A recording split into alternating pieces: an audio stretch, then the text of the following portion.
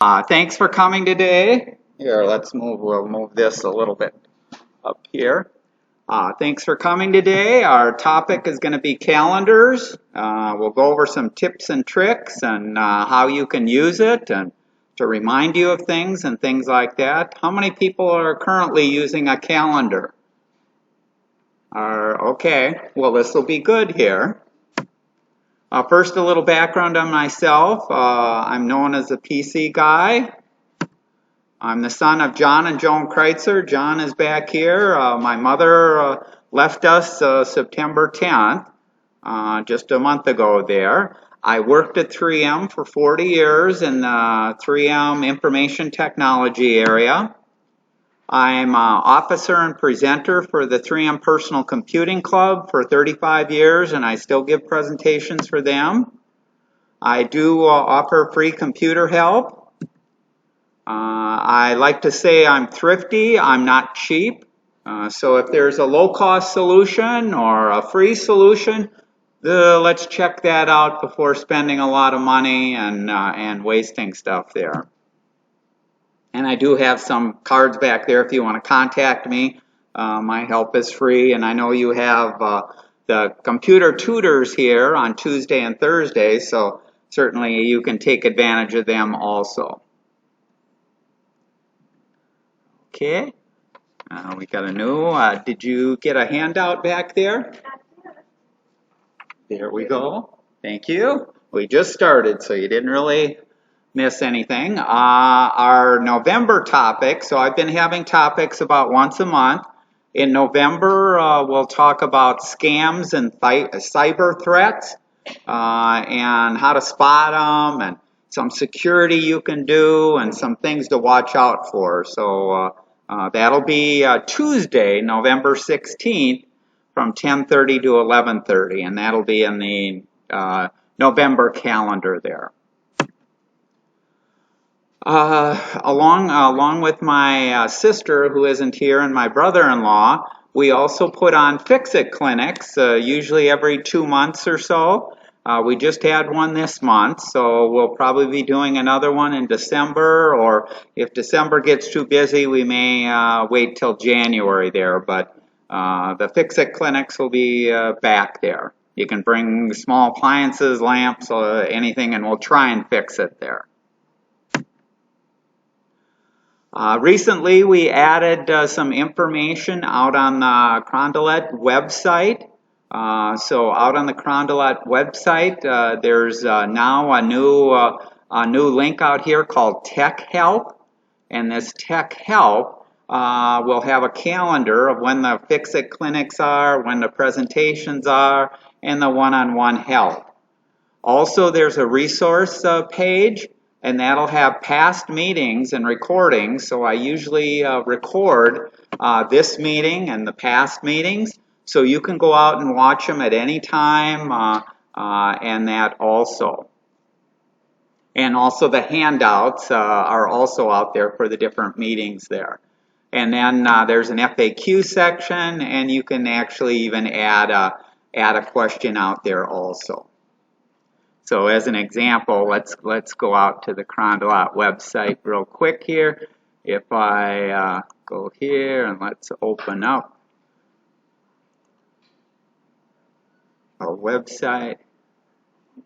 So this is the Carondelet website. If I go to the Tech Help, there's resources here. And if we go to resources, it has future meetings. So this lists some of the future meetings coming up. But then we have past meetings, and then there's links to the videos and the handouts for the past meetings. And the video isn't a video of everybody in the group here. It's just of the screen and then my voice in there. So unfortunately, none of you are going to be movie stars or anything on the videos here.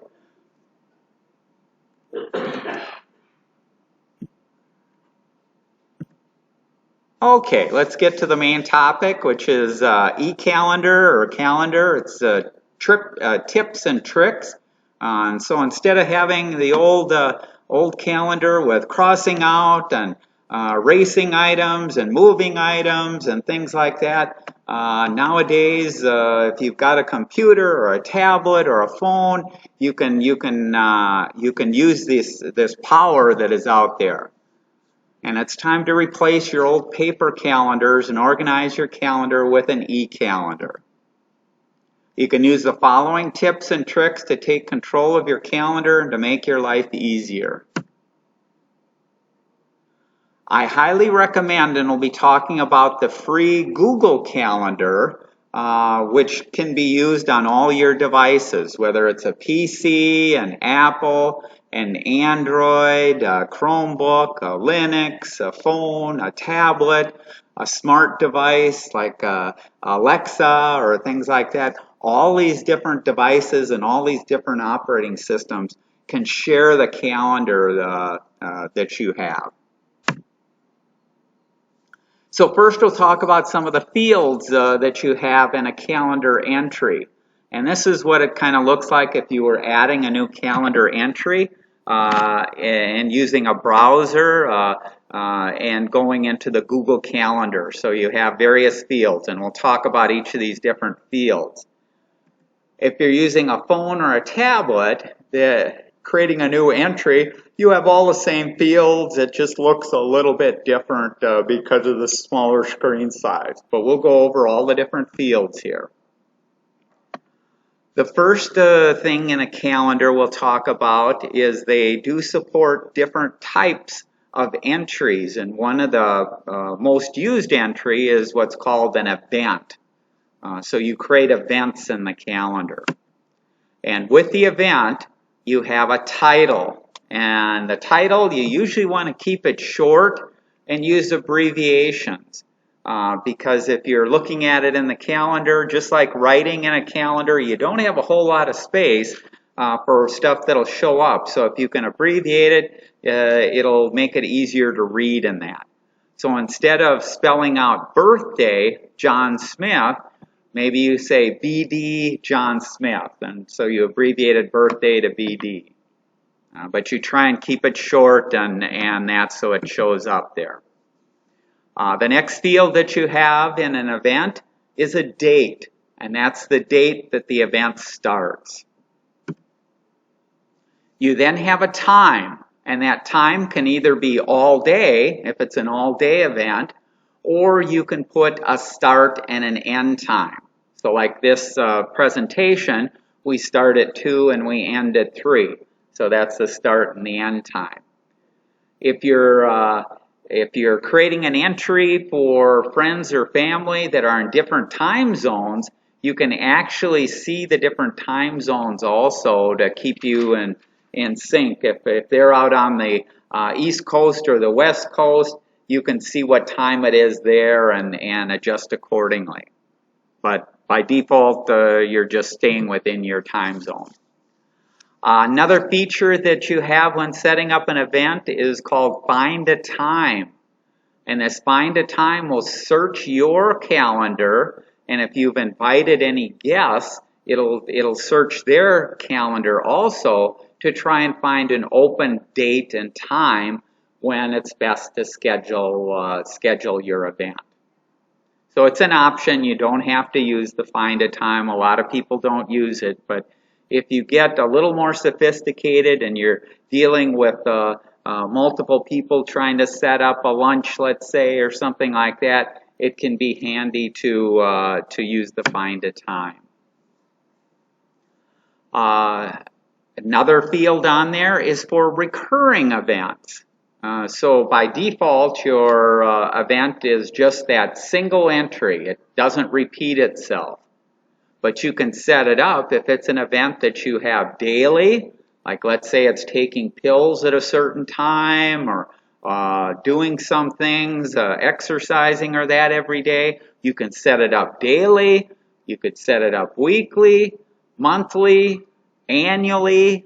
Like a birthday, you probably set to annually every year on that date. Or you can do custom and get just about any reoccurring things set up there. These are some examples of pills, backing up a PC, washing windows, housekeeping, birthdays, just about anything that you have you can set up as reoccurring. Another field is to add guests. So if you are going to invite other people, you can put them in the event, and that way they'll get an invite to this event, and they'll also be able to see it on their own calendar. And when they get the invite, they'll be asked to RSVP either with a yes, a no, or a maybe. And when they do that, you get that feedback that this person has said yes, or this person has said no, or this person has said maybe, or that they haven't responded at all. There's also an entry on there for permissions where the guest can modify events, or they can invite other people, or they can see your guest list. And we'll talk about some of these options a little later. Another option when setting up an event is you can have a video conference. And the video conference is using what Google Meet to connect you by video there. So if you aren't going to meet in person with somebody, you may want to use the video conferencing capabilities of Google Meet. And that's free to use. There's no cost. Another field is location. Where is this event being located? And this is the GPS address or an address that can be used in Google Maps to give you directions or just text. So if you're going to go out to eat someplace, let's say, you may want to put the address of the place that you're going out to eat. And let's take a quick look at that. Let's go back here. Let's close this. To get to the calendar, currently I'm in my mail. I'm in Google Gmail. But I can get to the calendar by going up to the Google Apps here, which is these 9 dots, and clicking on that. And this is a whole bunch of Google tools. So there's a whole bunch of tools in here. And one of the tools you can see is the calendar. So if I click on that, that takes me to the calendar. I also have it as in my favorites, so I've made it a favorite so that I can just get at it with one click here, and I can go Google Calendar and get to my calendar from anywhere too. But here I am in my calendar, and if we create a new event, so we'll create a new event here. This is the fields here, and we'll make it a little bit bigger. Here's that title that we talked about, the date. We can set up the time, whether it's an all day, whether it repeats. When it repeats on, you can set that up. If it's a video conference, this is the add a location. So let's say I was going to go out to eat, and I was going to go out to eat at the Green Mill restaurant in St. Paul.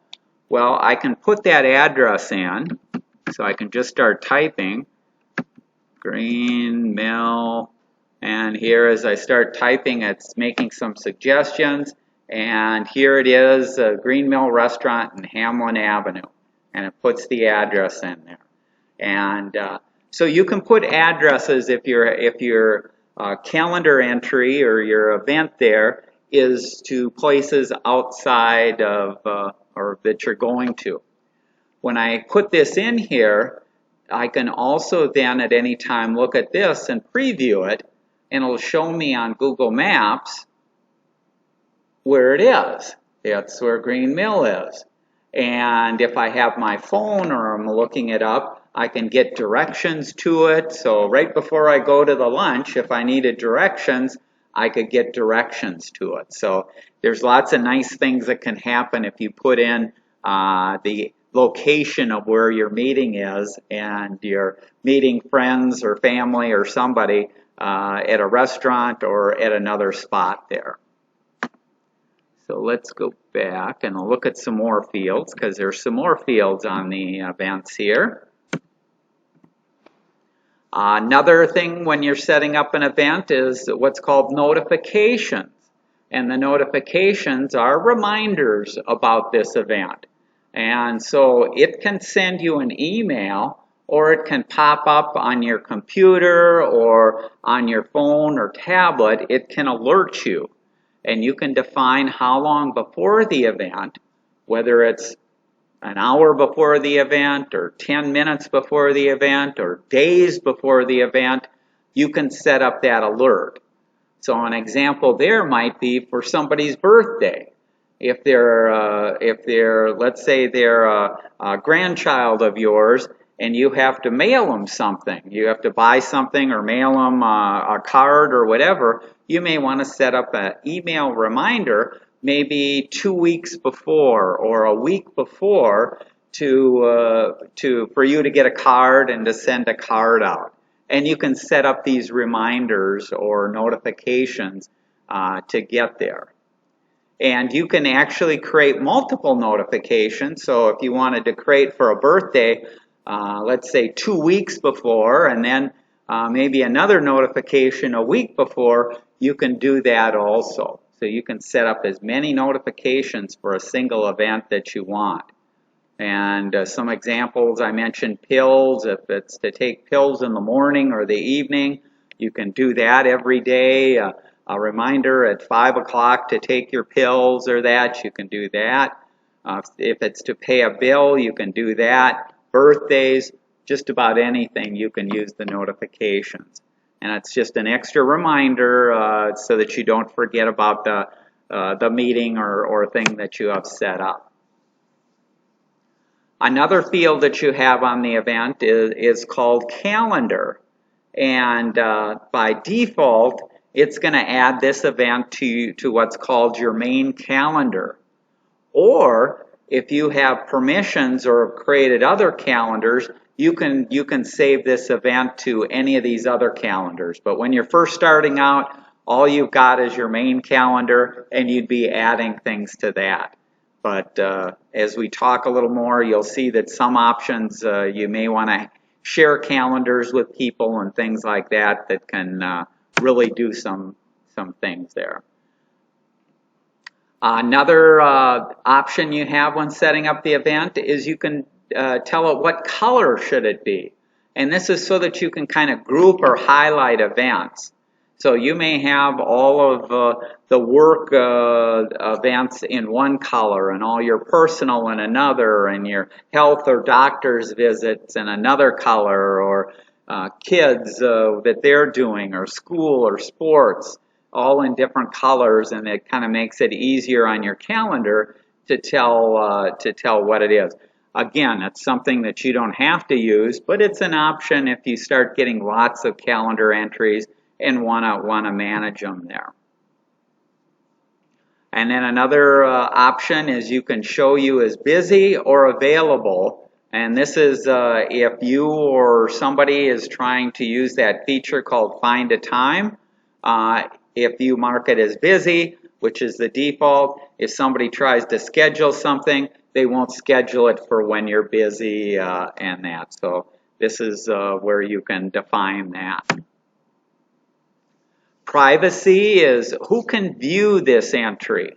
And by default, the default visibility is of your calendar. So for most people, when you set up the calendar, it's only you who can see your calendar.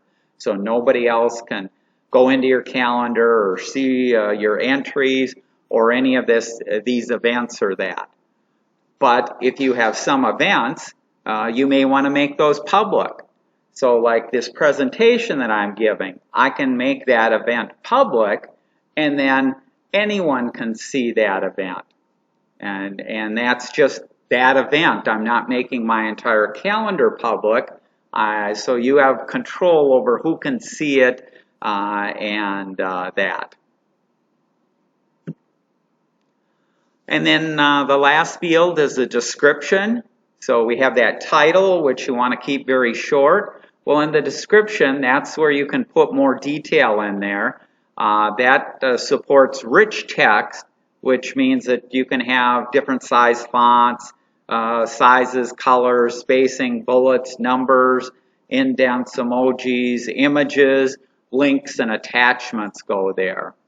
For a lot of events, though, you don't need to put anything in the description because the title is usually sufficient, and so you usually don't have to use a description unless you're adding other stuff. You can add attachments I mentioned, and those can be uploaded or shared from Google Docs or other systems too.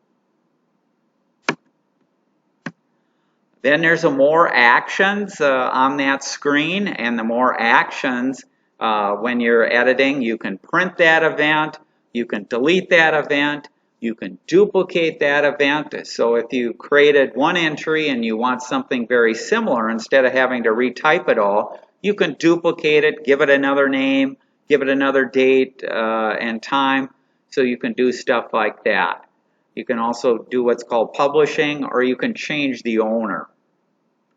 So let's go back here.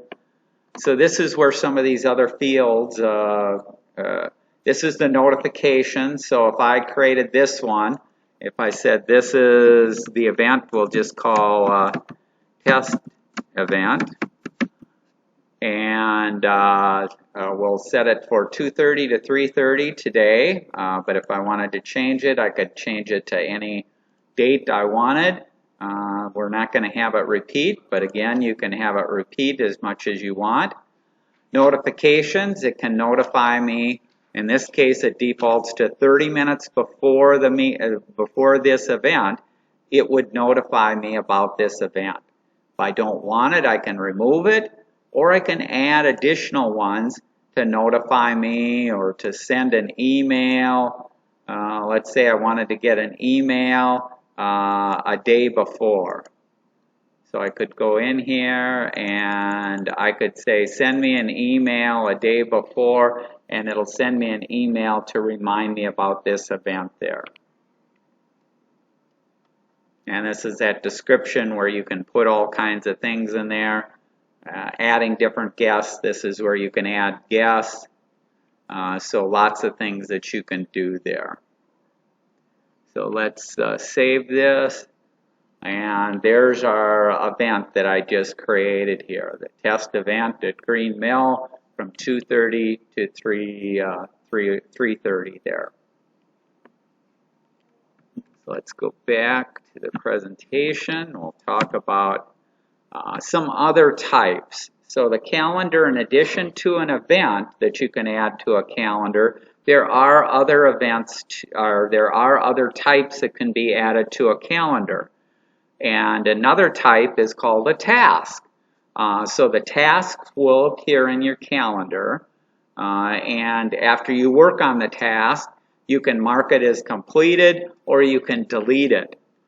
All tasks are private, so you can't share it with anyone, you can't invite anybody, and a task, for events we have all those fields. For a task, you can only have a title, a date and a time, and a description. So there's not much information.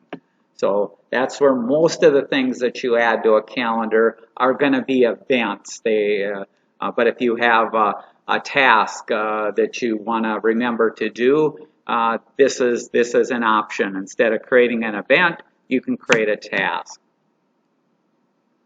A reminder is kind of another form of a task. It'll appear in your calendar to track your tasks. These are private, can't be shared with anyone. They're even a little bit more restrictive in that you just have a title and a date and a time. There is no description or any other information with it. The third type is goal. And goal can only be created if you have a phone or a tablet app, and it can't be created from the browser. And goals shows as a list of different goals that you can set up. So Google will make some suggestions of what type of goals. Some examples might be exercise 3 times a week. And it'll look through your calendar and try and find an open spot to schedule something for 3 times a week there for you to exercise. Or if you're trying to learn a new skill, it'll block off some time in your calendar to learn that. Again, it's one of the more advanced things. Not a lot of people use the goal there, but it is something that is available. Okay, let's look at some of the settings in the Google Calendar. To change the settings in Google Calendar, you can open the browser like we did and go into the calendar, and you can click the gear icon near the top right. Many of the settings to your calendar will show up on any device. So if you have a phone or a tablet, in addition to a laptop or that, it'll show up on all of those. The settings that you have available from a phone or a tablet have limited settings that only apply to that device. So if you're looking to change some of the settings, you usually want to go into the browser and get to your calendar, then you can make these changes. Some general settings that I recommend taking a look at or consider changing. There's something called the world clock. This allows you to show different time zones if you create entries for family and friends and in different time zones. So again, if you have friends and family on the East Coast or the West Coast or over in Europe, you can be displaying that world clock in addition to your own clock. That way you can see, oh, it's 7 in the morning over there, and it's 3 in the afternoon here. You can see what's different there. Default duration. By default, I believe Google, when it schedules an event, will set it to 30 minutes. If you want it set to an hour, because you usually want to block off an hour chunks, you can set it to default to 60 minutes if you want that. Guest permissions, by default, guests cannot modify an event. So if you invite somebody, they can't modify your event. But frequently, if you're scheduling, let's say, a lunch with somebody, maybe you want to let them modify it. So you can change the default to let them modify. This allows them, instead of sending you an email back saying, I can't attend that day, I have something going on, they could propose a new date and time for the event and make a change there.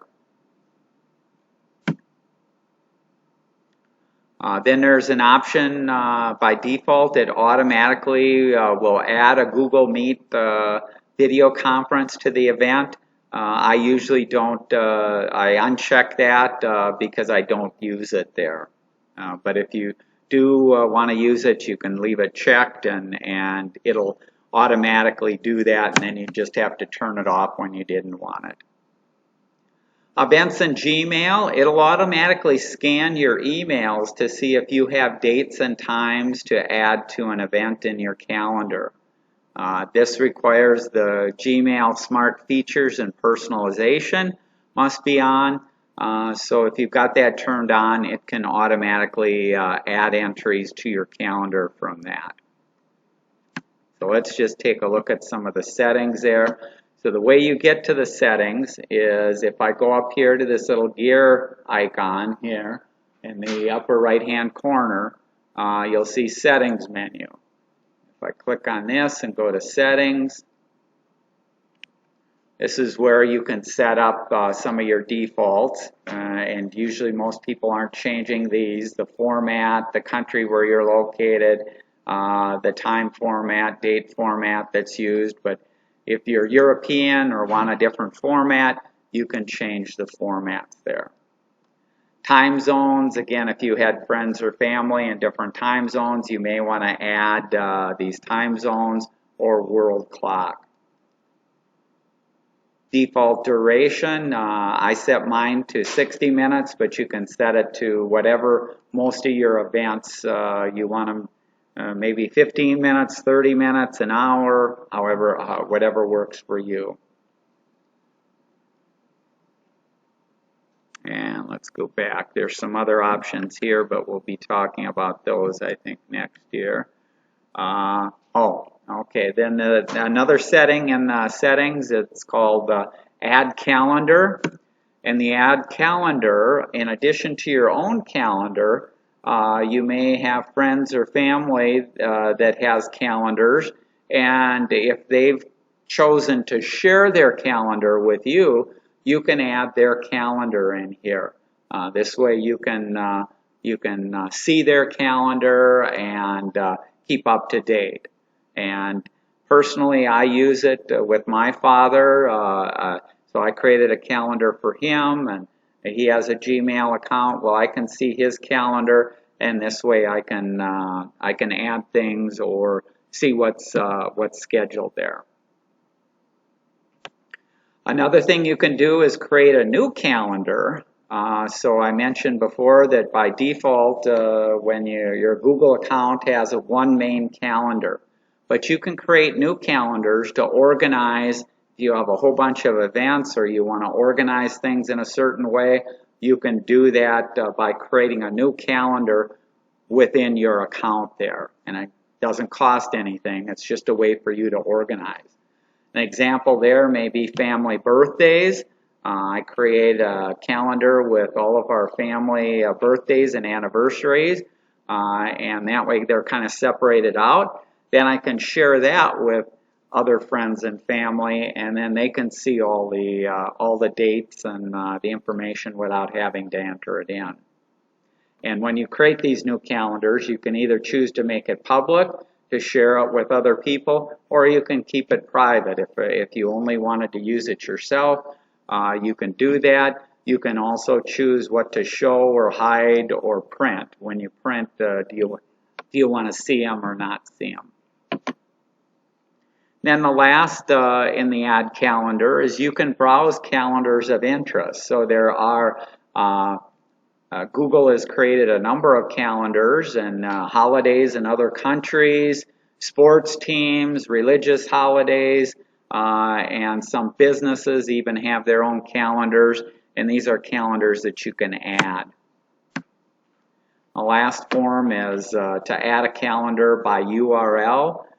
This is a link that you may find on certain websites, or somebody sends it to you, and you can add that calendar to yours. So let's go over here to the settings, and in the settings you can see this add calendar on the left hand side. Oh, we don't see it too well. Let me move this over a little bit so we can see it. Add calendar here. This is where we have subscribe, create a new calendar, browse calendars. So if we go to browse calendars, we can see here's a whole bunch of, if you wanted the holidays in Angola or Argentina, you can add that calendar. There's literally hundreds of calendars there. You can also get, there's some of the religious ones for some of the popular religions. Also for sports, let's say you follow the Vikings. We can go to football.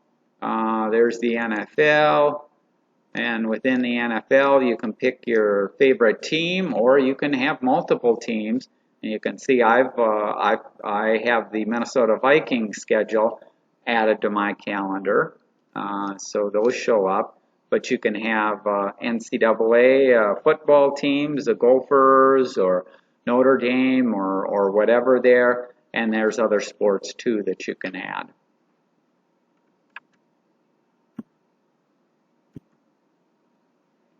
Another option you have in the settings is to import or export.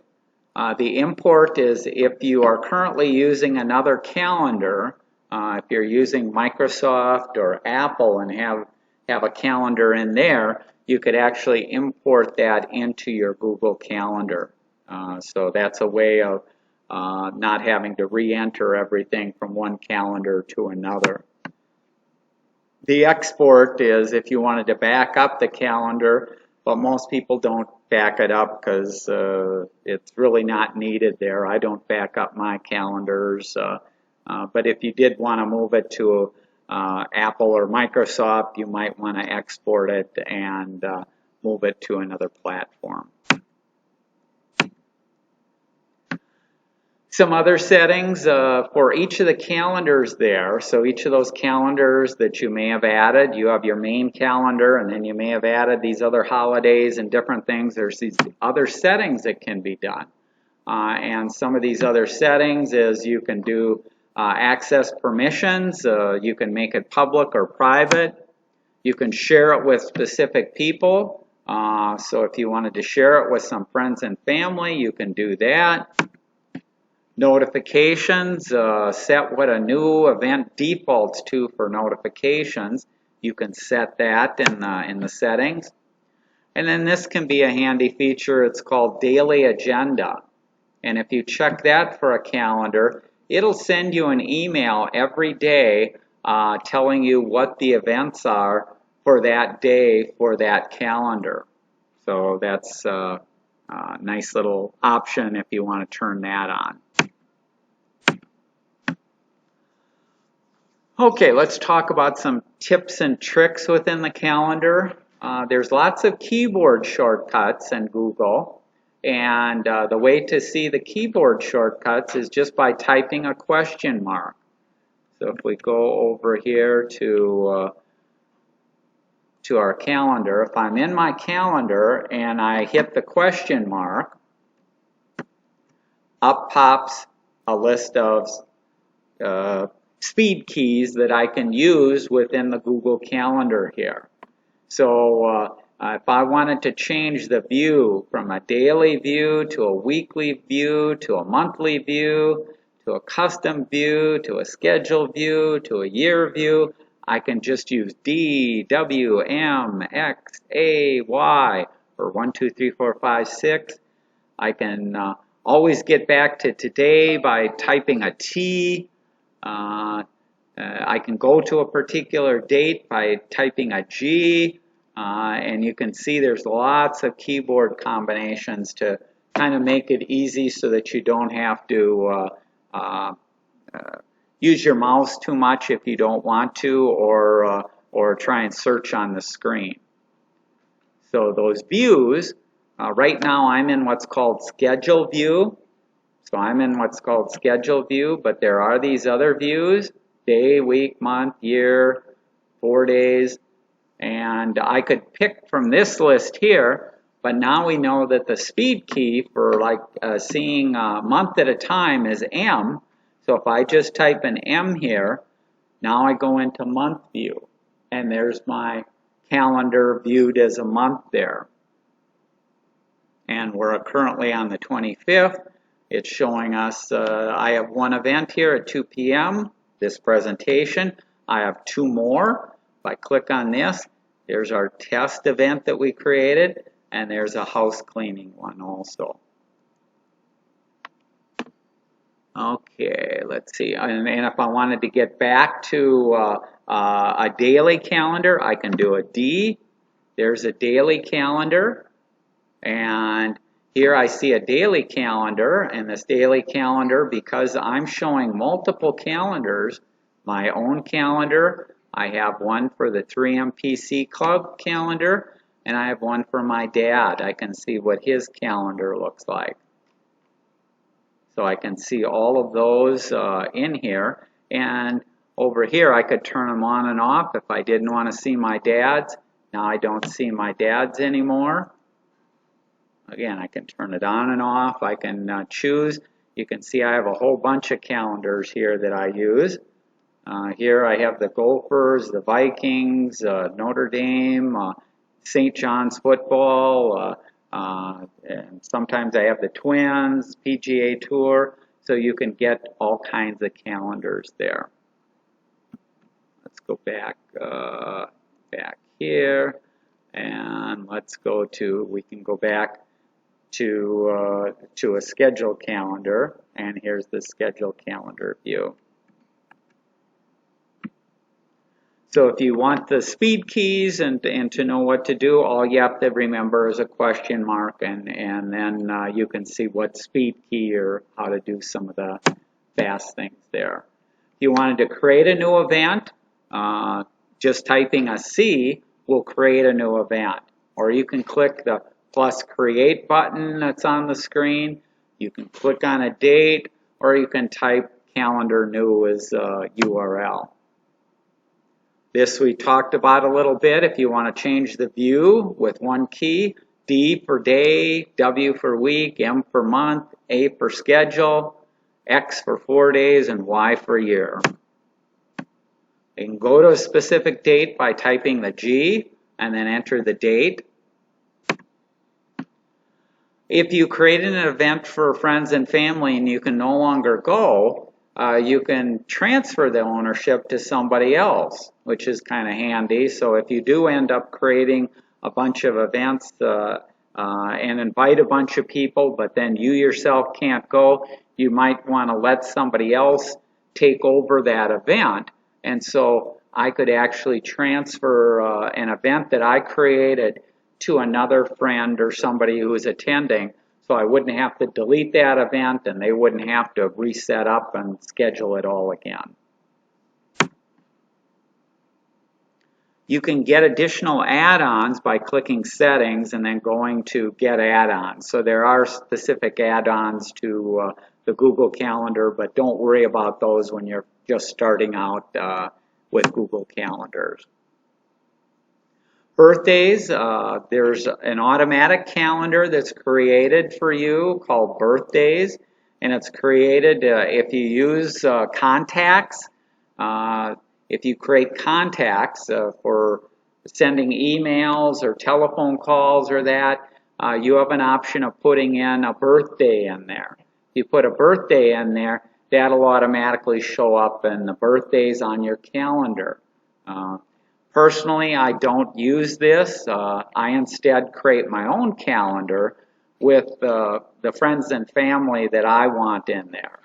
And as I mentioned earlier, I take that calendar and I share that with my friends and family so that they have access to all these birthdays and they don't have to enter them back in and do that for everybody there.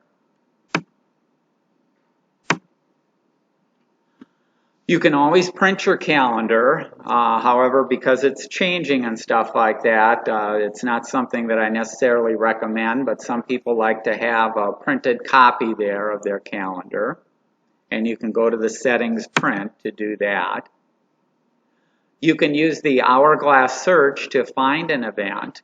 And so if you're, you know you have something coming up, but you're not sure what date it is, if I go back to my calendar here, you'll see here's a little search here. And if I want to know, I can do a search and I could start typing a few characters there. Or if it's a little more, if I want the advanced search, I can click on here and I can get access to a whole bunch of criteria for searching there. But let's go back here, and so let's say I didn't know when that lunch at the Green Mill is. And here I can see, if I type Green Mill, I can see, oh, here's an event here, and there's that event that we created for the Green Mill. So it makes it handy to be able to search for entries if you've got a whole bunch of entries in your calendar there. There is a help on the calendar. You can use the help. It's next to the search in the settings.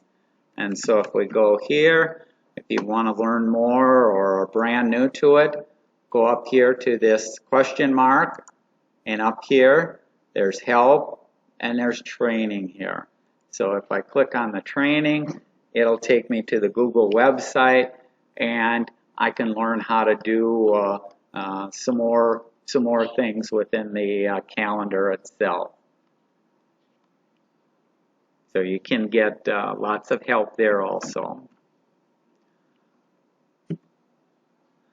You can link your calendar to Alexa or a smart device within the Alexa app.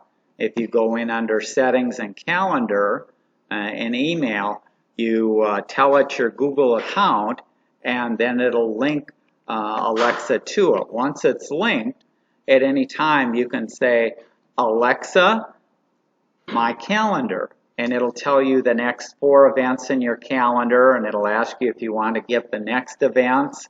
Also, you can add an event to your calendar by just telling Alexa, Alexa, add an event to my calendar, and then it'll step you through and say, what's the title, what's the date, what's the time, and it'll create a calendar entry for you. Or if you want to delete events, you can actually delete. So It can be handy there to do that. Personally, myself, what I'll do in the morning, I have Alexa. When I wake up in the morning, I can say, Alexa, my calendar, and it'll tell me the calendar items for that day. So I don't have to even log on to my phone, or I don't have to log into my laptop or anything there. I can get at the calendar that way. Okay, those are the tips in that. Questions people have on calendars or that? Yes. Way beyond my category. I don't even have a calendar. How do I get a calendar? Do you have a Gmail account? I don't know. I assume since you have a phone there, you get mail? I get Gmail on here. Okay. I have a calendar on here now. This is clumped out, so I can't pull it up. Okay. So it's just simply, how do you get one? When you sign up for an email account, so if you have an Gmail account, you have a calendar. If you have a Hotmail, a Microsoft account, you have a calendar. AOL, you have a calendar. So when you sign up for one of these accounts to get your mail, you actually get a bunch of things. So the things that you get is you get your email, but you also get contacts. So you can set up friends and family, their telephone numbers, their email addresses, things like that in contacts. And you also have a calendar. So let's go back here as an example, and I'm just using Gmail as an example. When you signed up for Gmail, which is free, so even if you have Hotmail or these others, you can sign up and get a Gmail account. When you sign up for a free Gmail account, you get all of these things. So there's all of these things that you can do with that Gmail account. There's your contacts. You can chat. You can meet with people. You have Google Photos to share photos. So you have all of these things, and if you have there's sheets, so there's all of these different things that you can do just because you have a Gmail account. And so a lot of people may not use it. You may have never gone into your calendar, but your calendar is out there ready for you to use at any time, just like the contacts is out there. You can add. Google doesn't give me Gmail. Google is the company that owns Gmail. And anyone can go out there and you can create a free Gmail account. Well, if you have Hotmail or you have AOL or you have Yahoo or you have any of the emails there, you have a calendar. So it's available there. You just may not have used it there. And so when you set up a phone or a tablet, usually the first thing that it'll ask is what accounts do you want to use on the phone? And the account that you start using there, if you're using AOL, then it's going to ask you for your AOL password. And so when you go into your mail, it's going into your AOL mail. When you go into your calendar, it's going into your AOL calendar. And contacts, it'd be going into the AOL contacts. Now, what I was talking about and showing is Gmail, but all of these mail packages, Yahoo, AOL, Microsoft, Apple, because some people just if you have an iPhone and whoever set you up created an Apple account, you may be using the Apple iCloud for your mail, for your calendar, for your email. So you could be using any number of these services, and all of these services when you start out are free, so there's no cost to use them, but they do have some different features, a little bit different features and function from provider to provider. Okay. Other questions?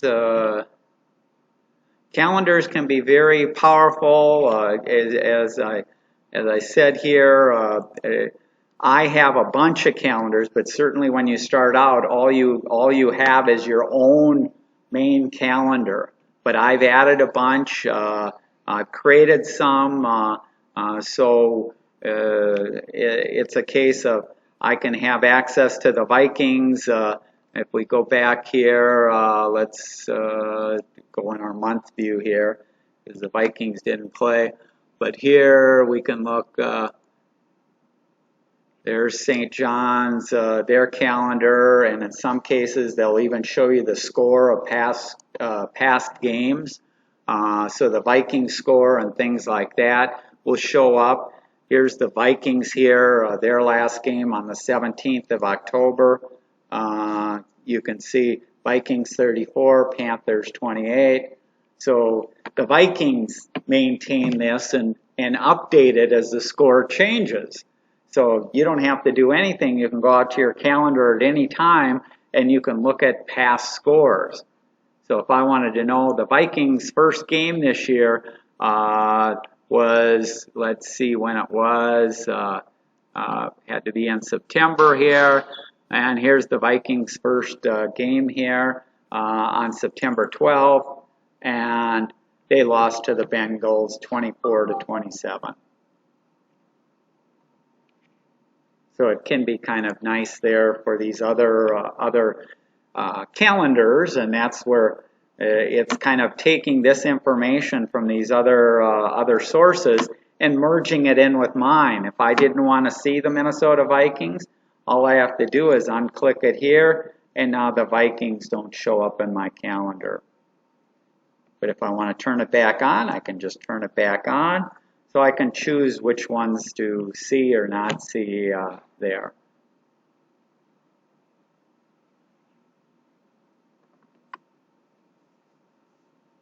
Other questions or comments there?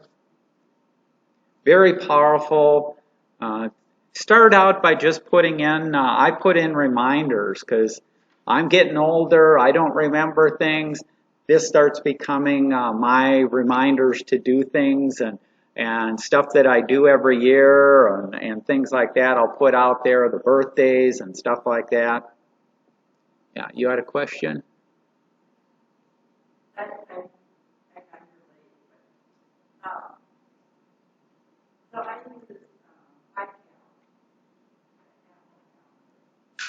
My niece did a Google Calendar with family birthdays on it, which I can see as my calendar, and I can modify a specific birthday, but I don't know how to add one to her calendar.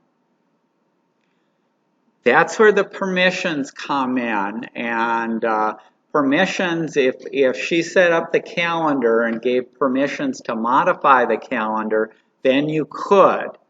But by I can modify a specific event, right. but I don't know how to. Okay. Get into her calendar to add. Yeah, so this will be a good little example. So let's say you said we have on November 8th, we have a birthday that I want to add to that birthday calendar. Okay? What I would do, and yours would be a little bit different because you have iCal, but it's the same concept. So I go into create an event. When I create this event, I'm going to make the screen a little bigger so you can see here. So birthday test. So you put the name, the title that you want. You can fill out any of this other information about the birthday there. But you can see this field down here is for the calendar. What calendar do I want to add this event to? These are calendars that I have permission to update. So I can create an event in all of these different calendars. So if your daughter or somebody has given you permission, you'll see your birthday calendar in here. So instead of saving it in your calendar, you're saving the event in the birthday calendar and that birthday calendar. So does that make sense? Okay. But by default, it's always going to put your calendar, your main calendar in here. And so you're right, if you created a birthday here and then did save, it's only going to show in your calendar. Okay. Yeah, it's kind of hidden, and people don't even realize that they can change other calendars, and that if they're given permission there. Okay, any other questions or?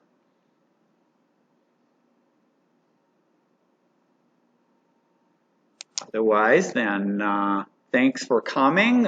We have our November one on scams and cyber threats.